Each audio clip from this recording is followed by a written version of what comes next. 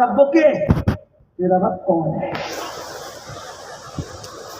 और राबिया तेरा रब कौन है? और राबिया ने कहा मैं इंसान हूँ फरिश्तों, मैं सच भी बोल सकती हूँ झूठ भी बोल सकती हूँ, मुझसे क्यों पूछते हो मेरा रब कौन है? उससे पूछो जरा राबिया कौन है, उससे पूछो राबिया कौन है। तब निदा आती है फरिश्तों हटो, ये वो लोग हैं, ये लोग वो लोग हैं जिनके लिए तो जन्नत की रानाइयाँ बनाएगी। तो देखो अल्लाह के बंदो, जो अल्लाह की तरफ आते हैं उनके ये मकाम होते हैं। मैं उम्मीद करता हूँ आज की इस महफिल में कि आप ये अहद करके जाएंगे, खुद भी गुनाहों से हिजरत कीजिए, नेक बनिए, अपने बच्चों को नेक बनाइए, खुद पढ़िए, अपने बच्चों को पढ़ाइए, अपनी बेटियों को पढ़ाइए।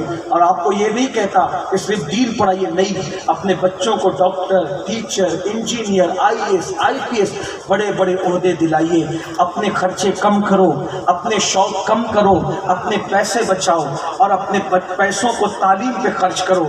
इसलिए कि हिंदुस्तान के आज के माहौल में, सिर्फ हिंदुस्तान में नहीं दुनिया के आज के माहौल में, अगर हम लोगों से मुकाबला कर सकते हैं, आज तलवार की ज़रूरत नहीं, आज डंडे की ज़रूरत नहीं, आज गाली गलौज की ज़रूरत नहीं, आज ज़रूरत है कलम की। कलम उठाओ, कलम की कसम अल्लाह ने कुरान में याद फरमाई है, जहाँ तलवार नाकाम हो जाती है वहाँ कलम काम करता हुआ नजर आता है। अपने बच्चों को कलम दो, मेहनत से पढ़ाओ, SSC HSC तक के मत रुको, बल्कि अपने बच्चों को आला से आला तालीम दो। और उन सबसे पहले अपने बच्चों को इतना दीन पिला दो कि तुम्हारे बच्चे कॉलेज में जाएं, यूनिवर्सिटी में जाएं, कहीं जाएं, कोई उनसे उनका दीन छीन न सके, उनका ईमान छीन न सके। मैं आखिरी में एक बात आपसे अर्ज करता हूँ, देखो दीन होगा ईमान बचेगा, इल्म दीन होगा, ईमान बचेगा।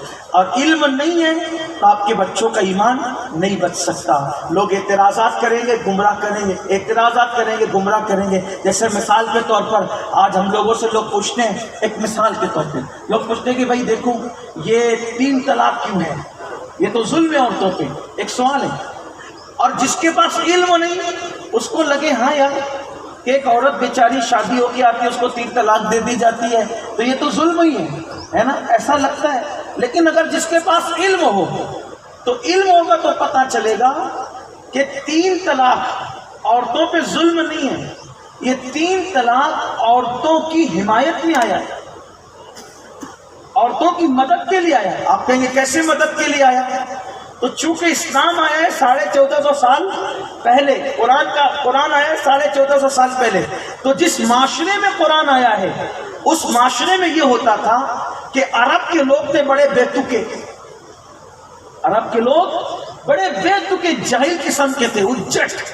माँ के गोद में शराब पीते थे, माँ दूध के साथ शराब पिलाती थी, माल लूट के किसी का भी खा जाते थे, नंगे होकर काबे का तवाफ करते थे। उनकी अक्सरियत ऐसी थी चंद को छोड़ के, ठीक। तो वो लोग औरतों पे, अब जो बेटी को जिंदा दफन करे वो बीवी का क्या करता होगा सोच सकते हैं आप। जो खुद की बेटी को जिंदा दफन करे वो दूसरी की बेटी को ला करके उसके साथ सुलूक क्या करता होगा आप अंदाजा करते हो। क्या करते थे पता है? जिस बीवी से अनबन हो गई उसको एक तलाक दे दी, ठीक। अब तलाक दे दी तो वो मुकम्मल तो जुदा नहीं हुई ना, अभी तो कुछ रिश्ता बाकी ना एक तलाक पर। अब उसको इद्दत गुजारने के बाद चाहे वो बाहर होनी है वो, ठीक, तो अभी उसकी मुद्दत पूरी हो उससे पहले फिर रुजू करते थे, ठीक। अब रुजू कर लिया फिर तलाक दे दी, उसको अटका के रख दिया, फिर मुद्दत खत्म होने से पहले फिर रुजू किया, फिर तलाक दे दी, फिर उसको अटका के रख दिया, फिर रुजू किया, फिर तलाक दे दी, फिर रुजू किया, फिर तलाक। उसकी पूरी जिंदगी तबाह कर देते थे, जहन्नम बना देते थे, ठीक। यानी कि जिंदगी भर यही चलता था, रुजू किया तलाक दी, रुजू किया तलाक दी, रुजू किया। अब ना उसको मुकम्मल छोड़ता है जालिम कि वो कहीं और निकाह कर ले, तलाक भी नहीं देता मुकम्मल कि कहीं और निकाह कर ले, और ना खुद रखता है कि उसको खुशियां मिल सके, अटका के रखा है। तो जब इस्लाम ने देखा कि औरतों पे ये जुल्म हो रहा है कि 100 500 मरतबा तलाक ही दी जा रही है, रुजू किया जा रहा है, तलाक दी जा रही है, उसको तो जहन्नम बना दिया उसकी जिंदगी। तो कुरान ने आकर के क्या कहा? अत-तलाक़ मर्रतान, बस रुजू करने की मुद्दत सिर्फ 2 टाइम है, तीसरी बार तलाक दी वो फिर खुद ब खुद बाहर हो जाएगी, तुम रुजू नहीं कर सकते। تو بولو یہ کس کی حمایت میں آیا؟ کس کی مدد میں آیا؟ عورتوں کی حمایت میں آیا. لیکن ہوا کیا؟ بالکل ایسے ہوا جیسے کسی کے پاس پھل رکھا ہے. اب وہ سوچ رہے میں پھل کھاؤں کیسے؟ تو کسی مشفق و مہربان نے کہا بھیا تو پھل ایسے نہیں کھا سکتا، یہ چھری لے اور پھل کاٹ کے کھا لے. اب اس نادان کو چھری دی، اس نے پھل کاٹنے کی بجائے لوگوں کو کاٹنا شروع کر دیا. تو وہ اس نادان کا قصور ہے یا چھری دینے والے کا قصور ہے؟ ارے چھری دینے والے نے تو پھل کاٹنے کے لیے چھری دی تھی، لیکن یہ لوگوں کو کاٹ رہا ہے تو اس کی جہالت ہے کہ اس کو پتہ نہیں ہے کہ چھری لوگوں کو کاٹنے کے لیے نہیں دی بلکہ پھل کاٹنے کے لیے تھی. اب یہ جو جاہل مرد یہ 3 طلاق دے کر عورتوں کا جو ہے وہ معاذ اللہ ان پہ ظلم کر رہے ہیں، یہ ان جاہلوں کا قصور ہے. طلاق کا قانون دینے والے خدا کا اس میں کوئی قصور نہیں ہے، وہ ظلم سے پاک ہے، اس کا قانون ظلم سے پاک ہے. یہ عورتوں کی حمایت میں آیا. دوسری بات، لوگ کہتے ہیں عورت حجاب میں کیوں رہے، عورت پردے میں کیوں رہے. میں کہتا ہوں یہ بھی عورتوں کی فائدے کی چیز ہے. لوگ کہتے ہیں عورت کو منہ باندھ کر کے رکھتے ہو تو ان کا دم نہیں گھٹتا. میں کہتا ہوں کہ اب تو یہ جواب آسان ہو گیا ہے. 3 سال سے تو تم بھی منہ باندھ کر کے پھر رہے تھے اور تمہارا دم نہیں گھٹتا.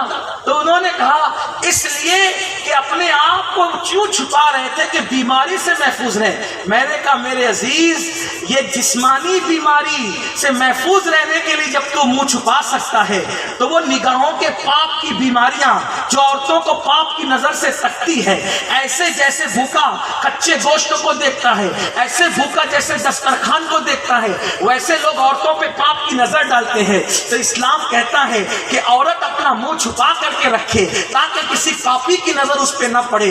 دیکھو لوگ کہتے ہیں نہیں چھپانا چاہیے، نہیں چھپانا چاہیے. تو میں کہتا ہوں کہ ایک بات میں تم سے پوچھتا ہوں، جن کھانوں پر مکھیاں بیٹھتی ہے میں ان لوگوں سے پوچھتا ہوں IAS آفیسر صاحب، IPS آفیسر صاحب، پرائم منسٹر صاحب، چیف منسٹر صاحب، بڑے ادب سے ہم آپ سے پوچھتے ہیں، ہم جھگڑالو لوگ نہیں ہیں، ہم صوفیوں کے ماننے والے ہیں. آپ سے پوچھتا ہوں جس کھانے پر مکھی بیٹھتی ہے کیا وہ کھانا آپ کھاتے ہو؟ تو کہا نہیں کھاتے. کہا کیوں؟ بیماری ہوتی ہے. تو مکھی سے بچانے کے لیے آپ کرتے کیا ہو؟ تو کہا کہ اس پہ ڈھکن ڈھک دیتے ہیں. میں نے کہا ڈھکن بھی تو حجاب ہے.